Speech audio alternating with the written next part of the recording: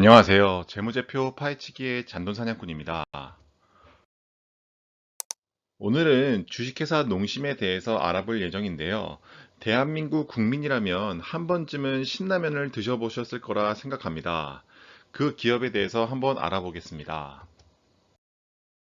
기업을 선정한 이유는 크게 세 가지입니다. 첫 번째로 영화 기생충에서 짜파구리를 먹는 장면이 나오는데 그것 때문에 해외에서 많은 외국인들이 짜파구리의 맛이 어떠한지 궁금증 때문에 수요가 엄청 늘었다고 해요. 그래서 이제는 K한류에서 K푸드의 해외 선전이 얼마만큼 확대되고 그 이익이 얼마만큼 농심의 재무제표에 반영이 되는지 한번 알아보고자 했고요. 또한 신라면의 해외 진출이 가속화되고 있는데 그 진척 상황과 장기적인 관점에서도 이익을 지속적으로 창출할 수 있는지 한번 확인해 보고자 했습니다. 마지막으로 라면과 같은 식품은 정부의 물가 통제 대상인데요. 그렇기 때문에 판매 단가를 올리는 게 쉽지가 않습니다. 그러한 상황에서도 농심이라는 기업이 꾸준히 이익을 창출하고 증가시킬 수 있는지 한번 확인해 보는 시간을 갖고자 합니다. 파트는 크게 세 가지로 나눠서 알아볼 것이고요. 이번 시간에는 파트 1 회사 개요에 대해서 집중적으로 살펴보고 파트 2와 3는 다음 시간, 즉 2부에서 살펴보는 시간을 갖도록 하겠습니다. 파트 1 회사 개요입니다. 회사명은 주식회사 농심이고요. 설립일자는 1965년도이고 11년 뒤인 1976년도 6월 30일에 유가증권시장에 상장이 되었습니다. 영위하는 사업은 라면, 그리고 스낵, 그 음료의 제조이겠죠. 연결 대상 종속회사로 눈여겨볼 만한 것은 작년, 즉 2020년 1월 달에 농심 캐나다라는 새로운 회사를 만들어서 거기에 신라면, 양파링 이런 거를 제조한다고 합니다. 현재 농심의 회사채는 없습니다. 자, 다음으로 농심에서 가장 주력으로 하는 라면, 스낵, 음료의 부문별 시장 여건에 대해서 한번 살펴보겠는데요. 우선 라면에 대해서 한번 살펴볼게요. 산업적인 특성으로 보면은 식생활에 있어서 큰 비중을 차지하는 사업이겠죠.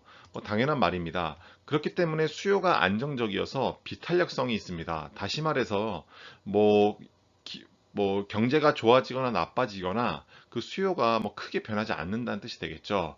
근데 다음으로 보면은 물가 안정 정책에 따라 또는 공정거래 관련 규제의 강화, 그리고 모두 동반 성장에 관련된 등 사업상의 영향들, 즉 외부 압박 요소가 많다는 게 문제입니다.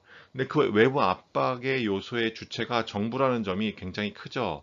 다시 말해서 농심에서 신라면의 제조 원가가 늘어서 그 가격을 순식간에 올린다 이런 것들이 실질적으로 쉽지 않다라는 겁니다. 왜냐하면 정부가 물가 안정 정책을 펼치기 때문에 계속해서 물가를 그 가격을 올리려고 하면은 정부에서 제재가 들어오기 때문이겠죠. 그래서 성장성으로 보면은 양적으로는 저성장 추세라고 합니다. 그러나 고급화 트렌드, 다시 말해 라면에 있어서 새로운 거, 신라면 블랙 이런 것 같이 고급 트렌드가 지속되고 있어 질적 성장은 가능하다고 나와 있네요. 결국 국내에서는 이제 시장이 거의 포화된 상태라고 보면 되기 때문에 그 한계를 극복하기 위해서 해외 사업을 적극적으로 추진 중인데 그 추진 중인 전략 거점 국가가 중국, 미국, 캐나다, 일본, 호주, 베트남 등이 있습니다. 경기 변동의 특성 및 계절성 같은 경우는 미미하다고 나와 있고요. 국내외 시장 여건에서 보시면 인구 구조 변화에 의한 주 소비층의 감소는 수요 시장의 감소 요인이라고 보면 됩니다. 다시 말해서 라면과 같은 경우는 젊은 층들이 더 많이 먹겠죠. 근데 이제 그 인구 구조에 있어서 젊은 층들의 수가 많이 줄기 때문에 그 수요 시장의 감소 요인으로 작용한다는 뜻이 되겠습니다. 국내에서 농심의 라면, 즉 신라면과 같은 이런 라면의 점유율은 어느 정도가 될까요? 보시는 바와 같이 2018년대에는 54%, 그러니까 라면이 10개 정도가 생산이 되면은 우리나라에 생산되는 라면이 한 5.4개 정도가 농심에서 만든 라면을 먹는다는 거겠죠. 그래서 2020년도 3분기 기준으로 보면은 소폭 상승해서 55.4%, 다시 말해 라면에 있어서 국내 시장에서는 농심이 절대적인 우위를 점하고 있다라고 보시면 될 것 같습니다. 다음으로 스낵류인데요.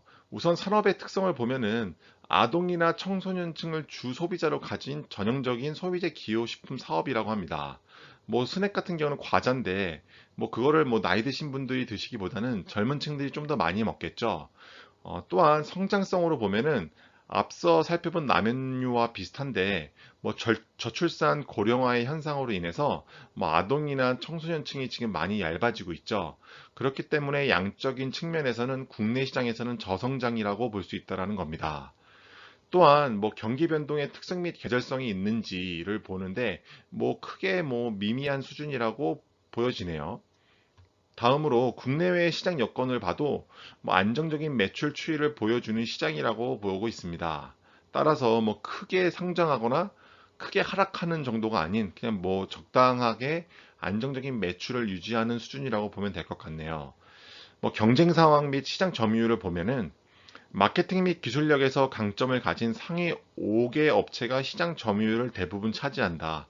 다시 말해서 그 5개의 기업, 농심이 포함된 5개의 기업이 그 스낵류에 있어서 그냥 뭐 독과점 체제를 유지하고 있다라고 보시면 되겠네요. 오케이. 그래서 이제 시장 점유율을 보시면 뭐 2018년도에는 31%대, 그리고 2020년도에도 뭐 비슷한 31%대를 유지하고 있는 것을 알 수 있습니다. 다음은 음료류인데요. 산업의 특성으로 보면은 매출이 경기 변동에 영향을 크게 받지 않는다고 나와 있습니다. 또한 뭐 유행이 빨라서 제품의 수명 주기가 짧고 업체들 간의 경쟁이 매우 치열하다고 나와 있는데요. 일전에 LG 생활 건강에서 나온 음료 부분에서도 이렇게 수명 주기가 짧고 업체들 간의 경쟁이 매우 치열하다고 나와 있습니다. 그 이유는 여기 밑에 보시면은 신규의 침입 장벽이 아주 낮기 때문에 경쟁이 치열합니다. 다시 말해서 이미 있는 업체들 뿐만이 아니라 제약업체에서 뭐 자양강장제 음료나 뭐 그냥 탄산음료, 뭐 비탄산 음료 같은 것들을 만들어 가지고 파는 거는 사실 그렇게 어려운 뭐 제품 런칭은 아니잖아요. 그렇기 때문에 경쟁이 대단히 치열하다고 볼 수 있습니다.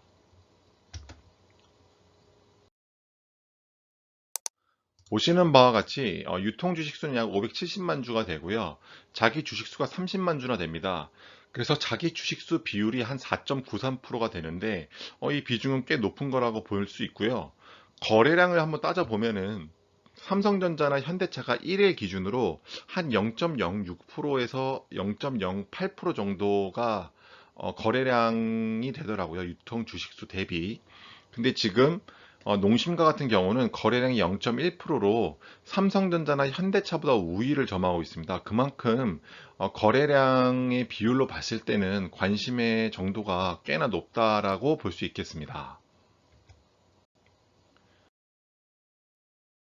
그래서 농심의 주주 구성 비율 현황을 보면은 뭐 농심 홀딩스와 그 특별 관계자인들, 특수 관계인들은 한 45.49%를 차지하고 있고요. 국민연금이 8.3%, 자사주가 앞서 말씀드린 바와 같이 4.93%, 그리고 저희와 같은 개미, 그리고 외국인들과 같은 이 기타의 41.28%가 된다는 것을 알 수 있습니다. 다음은 사업 부문별 매출액 비중인데요. 보시는 바와 같이 라면의 비중이 매출액의 전체의 78% 이상을 차지한다고 볼 수 있습니다. 그러니까 뭐 다시 말하면 라면이 이 회사를 벌어 먹여 살린다고 볼 수 있겠죠. 그 다음으로 보면은 스낵이 15.5%, 음료가 5.2%, 그리고 뭐 켈로그나 추파춥스와 같은 기타가 12.2%의 매출액을 차지한다고 볼 수 있겠습니다. 농심의 국내외 매출액 비중 추이를 한번 살펴볼게요. 우선 전체 매출액, 즉 이 파란색 막대 그래프를 보시면은 2018년도부터 2022년도까지 꾸준히 상승할 것으로 예상이 되고 있는데 이 매출액이 상승하는 동시에 해외 매출액의 비중도 점점점 커지는 것을 알 수 있습니다. 다시 말해서 국내에서는 뭐 절대적인 위치를 차지하고 있지만 그 비중이 점점점 낮아지고 해외의 비중을 늘린다는 것은 이 전체 파이가 점점점 더 커진다는 뜻을 의미하죠. 다시 말해서 지금 이 그래프로만 봤을 때는 아주 잘 되는 현상이라고 볼 수 있고 해외 매출액 비중을 점점 더 높여가는 상황이고 그렇게 해야지 농심의 전체적인 매출을 이끌어 올릴 수 있다. 국내는 이미 포화 상태이기 때문입니다. 그래서 이 정도 보시면 될 것 같고요. 농심의 국가별 수익률 현황을 한번 살펴보면요. 한국은 74.2%로 절대 비중을 차지하고 있고, 그리고 중국과 미국에서 의미 있는 퍼센트가 나오는데, 중국은 8.1%, 그리고 미국에서는 11.5%의 수익이 나오고 있습니다. 캐나다 이번에 새로 종속회사를 설립했다고 말씀드렸죠. 거기서 1.9%의 수익률이 나오고 있고, 일본 2.7, 호주 1.2, 베트남 0.3% 순입니다. 다음은 국내와 해외 공장 가동률에 대해서 한번 살펴보겠는데요.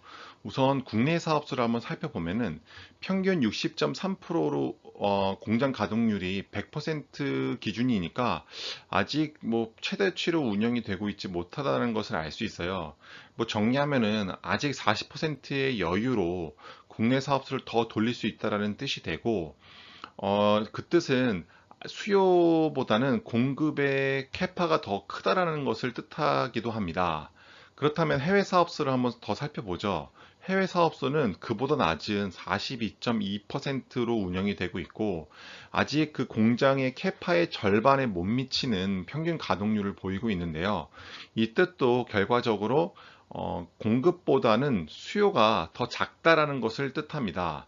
다시 말해, 이 회사, 이 해외 사업소들이 이 평균 가동률을 높이기 위해서는 수요가 더 늘어나야 되고 그 수요에 발맞추어서 평균 가동률이 함께 증가를 해야 되는데 지금으로서는 42.2%만 돌려도 그 해외에 있는 수요를 감당할 수 있다라는 뜻이 되겠죠.